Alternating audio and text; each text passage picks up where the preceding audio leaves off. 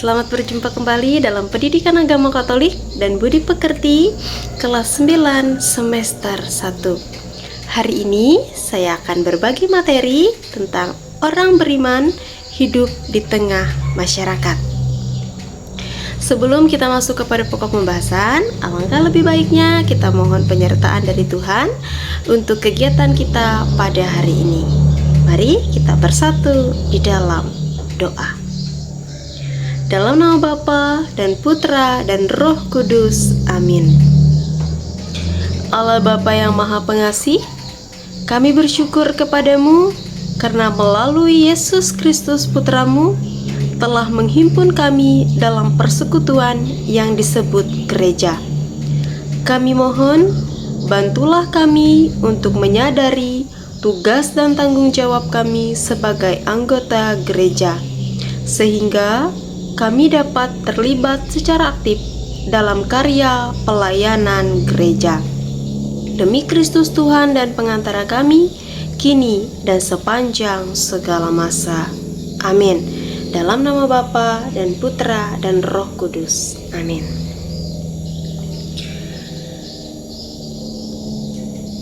Kompetensi dasar dalam pembelajaran ini adalah memahami dan menerapkan nilai-nilai agama dalam kehidupan sehari-hari seperti jujur, disiplin, tanggung jawab, dan toleransi. Adapun tujuan pembelajarannya yaitu agar peserta didik dapat memahami ajaran kitab suci tentang hak dan kewajiban mereka, sehingga mampu menghargai serta menerapkan dalam kehidupan sehari-hari sebagai anggota gereja yang bertanggung jawab dan hidup sesuai dengan panggilan Kristiani. Setelah kita melihat bersama-sama kompetensi dasar dan tujuan pembelajaran dari materi ini, kita selanjutnya masuk kepada pokok pembahasan.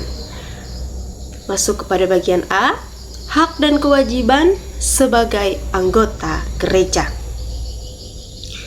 Hak adalah sesuatu yang menjadi milik atau wewenang seseorang untuk mendapatkan atau melakukan sesuatu.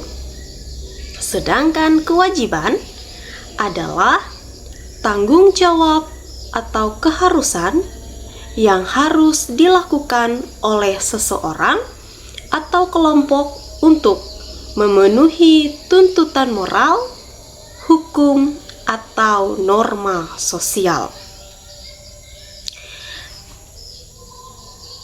Di dalam setiap perkumpulan, termasuk dalam persekutuan gerejani, setiap anggota yang ada di dalamnya selalu memiliki kewajiban dan juga hak yang bisa mereka laksanakan ataupun peroleh.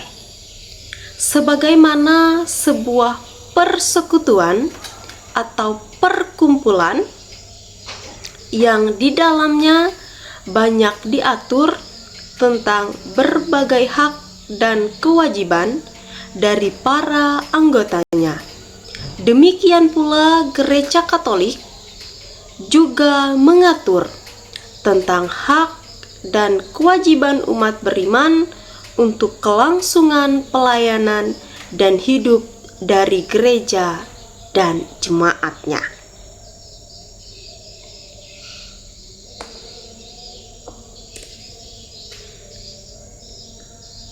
Selanjutnya kita masuk ke nomor bagian yang pertama, mendalami kewajiban sebagai anggota gereja melalui berbagai kegiatan gerejani.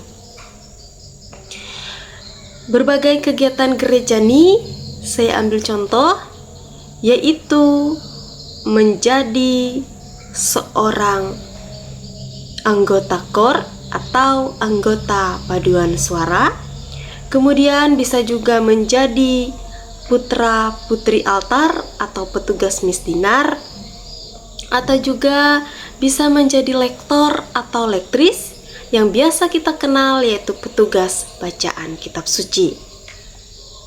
Itu ada beberapa contoh yang saya ambil, yaitu tentang berbagai kegiatan gerejani. Begitu banyak lagi contoh-contoh yang lainnya yang ada di gereja. Kita sebagai anggota gereja memiliki kewajiban untuk ikut serta dan bertanggung jawab dalam kehidupan menggereja. Kewajiban sebagai anggota gereja secara jelas tertuang dalam 5 perintah gereja yang isinya adalah sebagai berikut. 5 perintah gereja. 1. Ikutilah perayaan Ekaristi pada hari Minggu dan hari raya yang diwajibkan, dan janganlah melakukan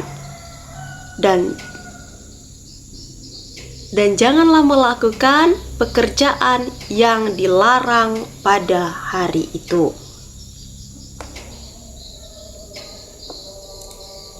2. Mengaku dosalah sekurang-kurangnya sekali dalam setahun. Yang ketiga, sambutlah tubuh Tuhan pada masa Paskah. 4. Berpuasa dan berpantanglah pada hari raya yang ditentukan. 5. Bantulah kebutuhan materi gereja masing-masing menurut kemampuannya. Itulah isi dari 5 perintah gereja. 5 perintah gereja tersebut dimaksudkan untuk memberi jaminan kepada umat beriman syarat minimum yang harus dilakukan untuk dituntut dalam hidup doa, hidup sakramental, komitmen moral, dan perkembangan dalam cinta Allah dan sesama. Kalau 5 perintah gereja ini menjadi syarat minimum yang wajib dipenuhi oleh anggota gereja, maka ini mengandung makna yang luar biasa. 5 perintah gereja masih ada kewajiban yang harus dipenuhi sebagai anggota gereja. Maksudnya, di mana 5 perintah gereja tadi atau di luar 5 perintah gereja tadi masih ada kewajiban kita sebagai anggota gereja harus dipenuhi dan kita laksanakan. Dalam kitab hukum kanonik juga memuat tentang hal atau hak dan kewajiban semua orang beriman Kristiani. Sebagai anggota gereja, yaitu yang dengan permandian atau dibaptis menjadi anggota-anggota tubuh Kristus, dijadikan umat Allah dan dengan caranya sendiri mengambil bagian dalam tugas Kristus, yaitu sebagai imam, nabi, dan raja. Oleh karena itu, sesuai dengan kedudukan mereka masing-masing, dipanggil untuk menjalankan pengutusan yang dipercayakan Allah kepada gereja untuk dilaksanakan di dunia. Kemudian masuk kepada poin yang kedua, memahami hak dan kewajiban sebagai anggota gereja berdasarkan kutipan teks Injil Markus bab 10 ayat 35 sampai 40.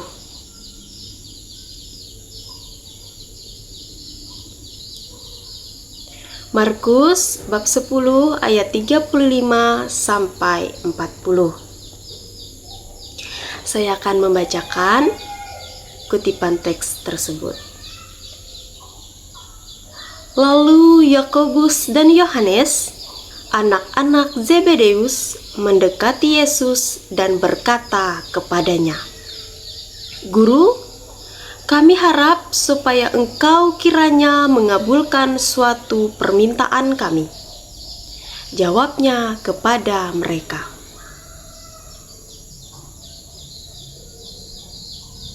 "Apa yang kamu kehendaki aku perbuat bagimu?" Lalu kata mereka, "Perkenankanlah kami duduk dalam kemuliaan-Mu kelak, yang seorang lagi di sebelah kananmu dan yang seorang lagi di sebelah kirimu." Tetapi kata Yesus kepada mereka, "Kamu tidak tahu apa yang kamu minta.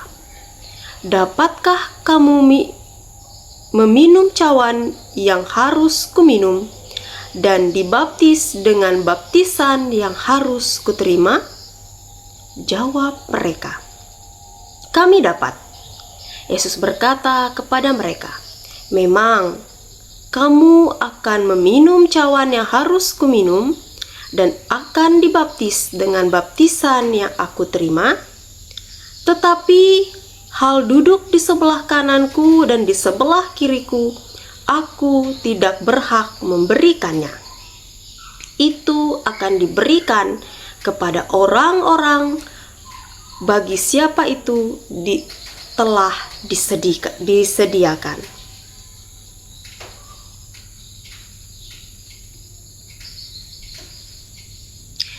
Ya, bagi dari teks Injil Markus tadi yang sudah dibacakan, kita telah mendengarkan bersama bahwa dalam Injil Markus itu diceritakan bagaimana Yohanes dan Yakobus meminta posisi kehormatan di samping Yesus.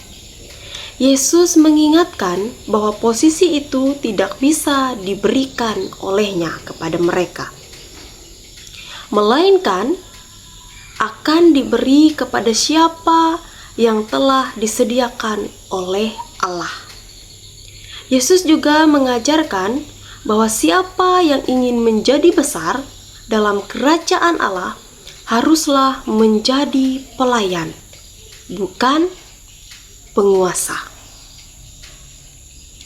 Melalui baptisan, kita telah diangkat menjadi anak-anak Allah dan menjadi anggota gereja. Sebagai anggota gereja,